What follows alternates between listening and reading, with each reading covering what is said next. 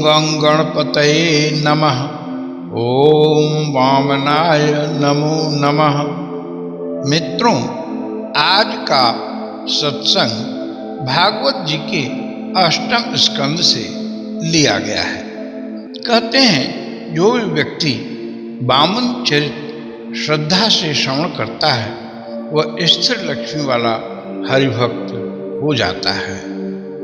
आज के सत्संग का शीर्षक होगा वामन। आप सभी का स्वागत मैं डॉक्टर हरिवंश पांडे गीता सत्संग चैनल पर करते हैं। तो आइए सत्संग में चलते हैं। मंगलम भगवान विष्णु मंगलम गरुणध्वज मंगलम पुंडरीकाक्ष मंगलाय तनो हरि। बलि जैसा भक्त न हुआ न होगा। बात उस समय की है जब बलि ने गुरु कृपा से अपने सत्व बल से सारा विश्व विजय कर लिया था। यहाँ तक कि इंद्र भी परास्त हो गए थे। देवता भागते फिर रहे थे। वे सब मिलकर नारायण जी के पास गए, अपनी व्यथा कही। तब भगवान ने कहा, जब तक बलि पर भृगुवंशी ब्राह्मणों की कृपा है, जब तक उस पर गुरु शुक्राचार्य जी की कृपा है, हे देवताओं, मैं भी बलि का कुछ भी नहीं कर सकता। फिर भी देखता हूं कि बलि का अहित न हो और तुम्हें भी अपना हक मिल जाए। इसी बीच कश्यप जी की पत्नी अदिति ने पति से प्रार्थना की कि ऋषिवर, हमारे पुत्र दर दर की ठोकरें खा रहे हैं। आप मेरे गर्भ से ऐसे पुत्र को उत्पन्न करें जो देवताओं का कष्ट दूर करे। कश्यप जी ने अपने ज्ञान चक्षु से देखा तो प्रेरणा हुई और कश्यप अदिति से वामन भगवान की उत्पत्ति हुई। नारायण जी के वामन जी 5वें अवतार थे। वामन ब्रह्मचारी रूप से एक दंड लिए बलि के यज्ञशाला में पहुंचते हैं। बलि नर्मदा किनारे भृगुपक्ष स्थान पर भृगुवंशी ब्राह्मणों से दीक्षित होकर यज्ञ कर रहे थे। द्वारपाल ब्रह्मचारी का सम्मान करता है। वामन ने कहा, बलि से जाकर बोलो कि एक वामन उनसे याचना करने आया है। ब्राह्मण की बात सुनते ही बलि ने आदर से बुलाया। भगवान के तेज के सामने सारे जनों का तेज फीका पड़ गया।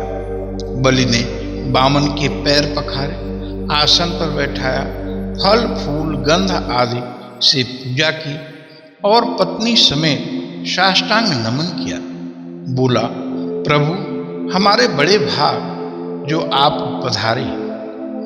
अद्य न पितरः तृप्ता, अद्य न पावितं कुलम, अद्य सृष्टः क्रतुः अयम यद भवान आगतो गृहान।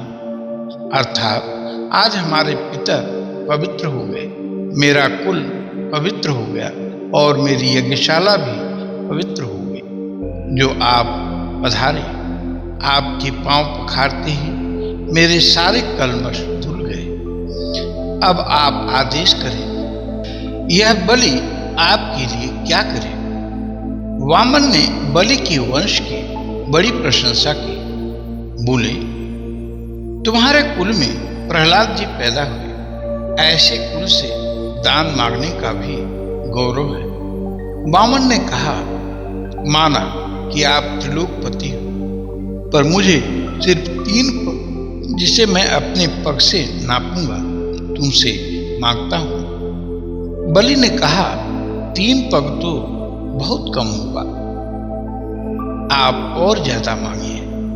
वामन ने कहा, नहीं नहीं, ब्राह्मण को उतना ही ग्राह्य है जितनी की आवश्यकता हो। यह सब देखकर बलि के गुरु शुक्राचार्य ने ध्यान में जाकर देखा और भगवान का वामन लीला समझ गए और बलि से बोले, हे बलि, ये कोई वामन नहीं है, स्वयं नारायण के अवतार हैं, कश्यप और अदिति के पुत्र हैं, देवताओं का कार्य करने के लिए आए हैं। इन्हें वामन मत समझो, ये तो 3 क्या 2 पग में ही त्रिलोकी नाप देंगे और तुमसे ये सब छीन लेंगे। दान करने से मना कर दो, वरना भिखारी हो जाओगे। बलि ने कहा, गुरुजी, अगर ये नारायण हैं तो और अच्छा है, एक बार देने की कहकर अगर मैंने नहीं दिया तो भयंकर अपराध बन जाएगा, अतः दूंगा अवश्य। इतने में वामन ने कहा, राजन, जल लो और 3 पग भूमि दान का संकल्प करो। जब वामन ने कमंडल को जल देने के लिए उठाया तो जल गिरे ही नहीं। हुआ ये कि टूटी में शुक्राचार्य सूक्ष्म रूप से बैठ गए। जल नहीं गिरने का कारण समझ वामन ने सीख से टूटी साफ की तो शुक्राचार्य का एक नेत्र फूट गया। वे भागे। आज भी शुक्राचार्य के एक ही नेत्र हैं। जब शुक्राचार्य ने देखा कि शिष्य मेरे कहने में नहीं है तो श्राप दे दिया कि दृढ़ पंडित मान्य स्तब्धोष्यस्म दुपेक्षया मच्छ शासनातिको यस्त्वं अचिरात भ्रश्यसे शिरः।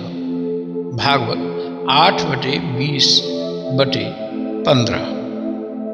तू मूर्ख है और स्वयं को पंडित समझता है, मेरी उपेक्षा करता है। जा, तू जल्दी ही श्री मुक्त हो जाएगा। और नाराज गुरु शिष्य को छोड़ चले गए।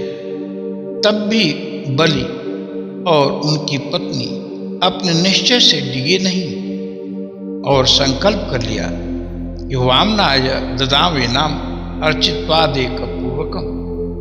भागवत 8/20/16। इसका भाव है कि वामन को 3 पग भूमि दूंगा। अब वामन का शरीर बढ़ने लगा। विराट रूप के दर्शन वाले बलि ने किया। एक पग में पृथ्वी, दूसरे से स्वर्ग नाप कर बोले, बलि, अब बता, तीसरा पग कहाँ रखूं? बलि ने कहा, भगवान, तीसरा पग आप मेरे मस्तक पर रख दें। पदम तृतीयम कुरुशीष्ण में नियम। भागवत 8/22/2। और तब भगवान ने तीसरा पग उसके मस्तक पर रख दिया। गरुड़ ने नागपाश से बलि को बांध दिया, पर इतना सब कुछ होने पर भी बलि डिगे नहीं। बलि ने स्तुति की, पुंसाम श्लज्मताम मन्ने दंड मर्हत मार्पितम। हे प्रभु, आप छिपे रूप से हम असुरों को समय समय पर दंड देकर शिक्षा दिया करते हैं। जब न माता पिता भ्राता सुहृद च आदिशंत ही। भागवत 8/22/4। क्योंकि वैसा दंड माता पिता भाई सुहृद कोई नहीं दे सकता। बलि कहता है, आप हमारे परोक्ष गुरु हो। जब हम धन आदि प्राप्त कर मदांध हो जाते हैं तब आप हमसे ये सब छीनकर सद्बुद्धि देते हैं। जो सिद्धियां बड़े बड़े योगी जन पाते हैं वही आप हम असुरों को बैर भाव से ही दे देते हैं। जिनकी ऐसी महिमा है वे ही मुझे नागपाश में बांध रहे हैं। इसका मुझे जरा भी खेद नहीं है। मेरे पितामह प्रहलाद जी आपके भक्त थे। उनके पिता हिरण्यकशिपु आपसे बैर रखते थे। इसके कारण उन्होंने प्रहलाद जी को बहुत बहुत कष्ट दिए, पर आपके परायण होने से प्रहलाद जी पर कोई असर नहीं हुआ। मेरी भी बुद्धि धन के चकाचौंध से कुंठित हो गई थी। अच्छा हुआ जो आपने मुझे उससे मुक्त कर दिया। वहीं प्रहलाद जी भी आ गए। उन्होंने भगवान से प्रार्थना की। तभी ब्रह्मा जी ने भगवान से कहा, प्रभु, बलि निरपराध है, इसे मुक्त कर दीजिए। इसने अपना सर्वस्व दे दिया, फिर भी इसकी मति फिरी नहीं। भगवान ने कहा, ब्रह्मा जी, बलि की यही परीक्षा थी। मैं बलि को वह स्थान दिया है जो बड़े बड़े देवताओं को भी नहीं मिलता। श्रावण मनवंतर में यह मेरा परम भक्त इंद्र हुआ। तब तक विश्वकर्मा द्वारा बनाए सुतर लोक में रहे। वहां रहने वाले जन मेरी कृपा का अनुभव करते। अब बलि की तरफ मुखातिब होकर बोले, इंद्र, तुम सब परिवार सुतर लोक चले जाओ, जिसे पाने की कामना देवता भी करते हैं। कोई भी तुम्हें परास्त नहीं कर सकता।